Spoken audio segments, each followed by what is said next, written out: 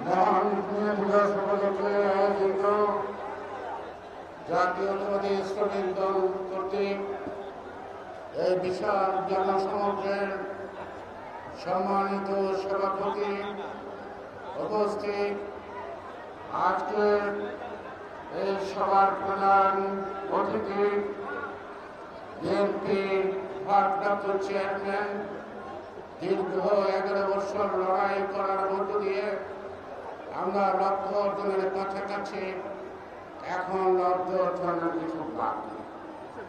আজকের মে দিবস বাংলাদেশের সীমাবদ্ধ নয়, বিশ্ব জুড়ে যারা সীমানা নাই, সারা বিশ্বের দুনিয়ার মজুরে এখন এই স্লোগানই পালিত হচ্ছে। সারা বিশ্বে আজকে শ্রমিকদের অধিকার এখনো প্রতিষ্ঠিত হয়নি ন্যায়সঙ্গতভাবে। তার জন্য আর এই শ্রমিকদের অধিকার প্রতিষ্ঠায় প্রথম যে শহরে যারা প্রাণ দিয়েছিল তাদের প্রতি শ্রদ্ধা নিবেদন করে কেবল সময়ের মধ্যে আমি আমার কথা শেষ করতে চাই। আমরা দীর্ঘ লড়াই করলাম, ছাত্র জনতা, শ্রমিক, কৃষক, সকল শ্রেণী পেশার লোক, রাজনৈতিক দল। 11 বছর পরে আমরা গণতন্ত্রের শত্রু ফ্যাসিবাদের প্রধান শেখ হাসিনাকে তাড়াতে সক্ষম হয়েছে। আজকে বাংলাদেশ ফ্যাসিবাদ মুক্ত। কেন ফ্যাসিবাদকে তাড়াতে হয়েছিল? গণতন্ত্র উদ্ধারের পূর্ব শর্তই ছিল ফ্যাসিবাদ। তাই আজকে ফ্যাসিবাদ গেলেও গণতন্ত্র কিন্তু এখনো আলোর মধ্যে দেখেননি।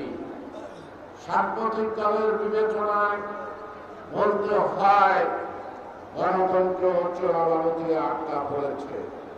এই চোরাবালু থেকে গণতন্ত্র উদ্ধার করা, এই কাজটিও সম্পন্ন হবে। আমি দৃঢ়চেতা নেতা তারেক রহমানের প্রতি আস্থা রেখে বলছি, যারা এতটুকু পর্যবেক্ষণ পাচ্ছি সেই গণতন্ত্র আলোর মুখ দেবে তার নেতৃত্বে। এইটাই বাংলাদেশের জনগণের প্রত্যাশা। আজকে পত্র-পত্রিকা, সোশ্যাল মিডিয়া তারা যে হারে লেখালেখি শুরু করছে, মনে হয় বিএনপি খবর না। সব লেখা বিএনপির বিরুদ্ধে, নেতাদের বিরুদ্ধে। গণতন্ত্র বিএনপি একটি নাম, এক এবং অভিন্ন। বিএনপির বিরুদ্ধে ষড়যন্ত্র আর গণতন্ত্রের বিরুদ্ধে ষড়যন্ত্র আমি এক পার্টিতেই মাপতে চাই, এক মাপেই মাপতে চাই। তাই গণতন্ত্র উদ্ধার হলেই বিএনপির বিরুদ্ধে ষড়যন্ত্র থামবে, নতুবা থামবে না। বিএনপির বিরুদ্ধে ষড়যন্ত্র এই কারণে, বিএনপির অপরাধ, তারা একটা সুষ্ঠু অবাধ নির্বাচন চায়, জনগণের মালিকানা ফেরত দিতে চায়, তাদের ভোটের অধিকার ফেরত দিতে চায়। ইদানিংকালে এক সাংবাদিক বললেন যে আপনারা এই গণতন্ত্রের কথা এখন বলছেন কেন? আমরা যে 11 বছর যাবৎ বলছি, কিন্তু কিছু না। এর জন্য জীবন বিপন্ন হয়েছে, অনেক মায়ের বুক খালি হয়েছে, অনেকে সন্তান স্ত্রী হারা হয়েছে, অনেকে মৃত্যুবরণ করেছে, অনেকে ছাত্র তার জীবন দিয়ে লিখে গেছে এই গণতন্ত্র পুনরুদ্ধার এবং ফ্যাসিবাদের ইতিহাস। এই ইতিহাস পাল্টানো যাবে না। আজকে যারা সরকারে আছেন তাদেরকে বুঝতে হবে, বিপ্লব অর্থাৎ দীর্ঘ 11 বছরের আন্দোলনের ফসল আজকের সরকারকে বিশ্বাস করে জনগণ দিয়েছে। তারা একটি নির্দলীয় নিরপেক্ষ নির্বাচন করতে সক্ষম হবে, কারণ তারা কোনো দলীয় না।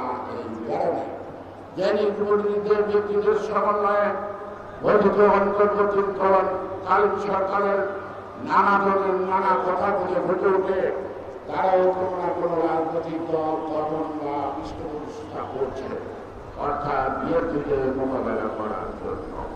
নির্বাচনের মাধ্যমে বিএনপিকে মোকাবেলা করেন।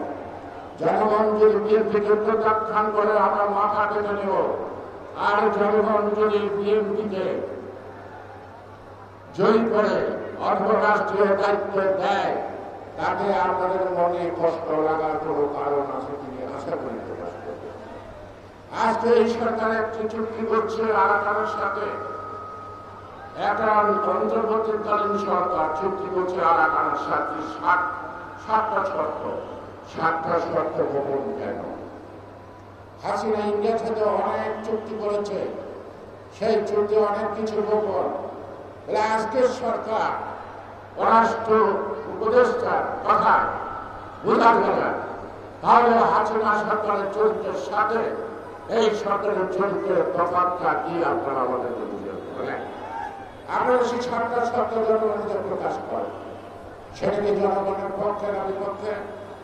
আমাদের আজকের স্বাধীনতা সার্বভৌমত্ব, আমাদের সীমান্ত নিরাপত্তা থেকে আরম্ভ করে প্রত্যেকটি বিষয় পর্যালোচনা করলে বোঝা যায় যে এই চুক্তি আগামী দিন একটি বিস্ফোরণ হয়ে দাঁড়াবে বাংলাদেশের অস্তিত্ব এবং স্বাধীনতা সার্বভৌমত্বের বিপক্ষে। আমি এখানে শেষ করছি। সবাইকে আন্তরিকভাবে ধন্যবাদ।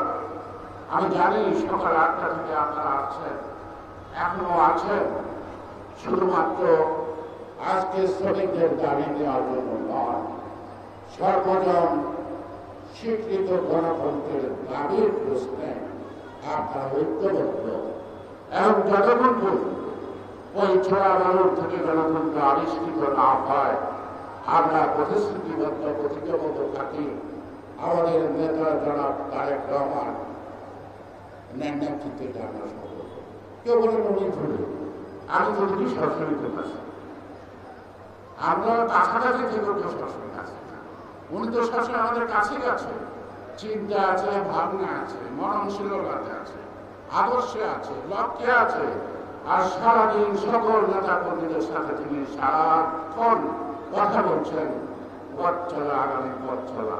তাই আগামী পথ চলার দিক নির্দেশনা আশা করে আজকে চেয়ারম্যানের কাছ থেকে আমাদের পরবর্তী পথ চলা হবে চোরাবালুর গরিব থেকে গণতন্ত্র উত্তরের সংগ্রাম।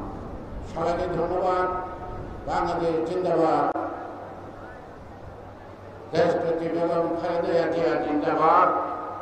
আমাদের আজকের সামনের লড়াইয়ের নেতা জনাব তারেক রহমান জিন্দাবাদ। শহীদ জিয়া অমর হোক।